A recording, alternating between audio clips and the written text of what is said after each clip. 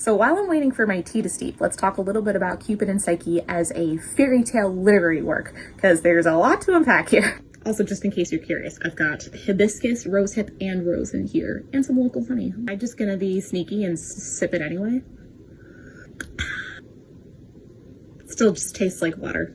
Back to Cupid and Psyche. Like any other fairy tale that exists, these stories are far older than we realize. It's easy to look at a publication date or attribute a document to an approximated period in history. However, the existence of the Cupid and Psyche tale, or really any other fairy tale, didn't necessarily begin with the writing it down. The writing it down was more of a preservation method. Just a quick note before I dive into this. So if you're not familiar with Andrew Lang and his wife Leonora Lang are both Scottish folklorists who published the Rainbow Fairy Tale or the Colored Fairy Tale books between 1889 and 1913. In the preface of Andrew Lang's 1879 second volume of the folklore record, he mentions this ancient tale, which is Cupid and Psyche, in comparison with the tales embedded in the Veda. His quote is, "It is a common error to suppose that because a tale is found in the Veda is its original source.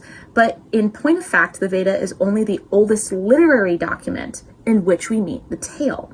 It probably existed long before the Vedaic age, just as the story of Cupid and Psyche is older than Apuleius." So when we classify any version of Beauty and the Beast as being a tale as old as time, that's because it is. Beyond this, there are so many elements within the story itself that serve as a foundation to later European fairy tales. In the peer-reviewed journal Marvels and Tales, which focuses on fairy tale studies, folklore, and everything reasonably related to the humanities, French literature professor Lucy Seifert published a review in 2014 on a French article on Charles Perrault. Seifert called into question Perrault's source material for his fairy tales, positing that there must be more than mere oral tradition. He then went on to mention a source potentially utilized. The mostly neglected literary source, particularly Apuleius' tale of Cupid and Psyche, to illuminate Sleeping Beauty, Bluebeard, and Little Red Riding Hood in particular, with implications for all of the Histoire ou Contes du Temps Passé. This title, translated into English, we know as the Tales of Mother Goose. No, we're not crazy when we look over the story of Cupid and Psyche and go, wait a minute, that seems familiar. Because it is.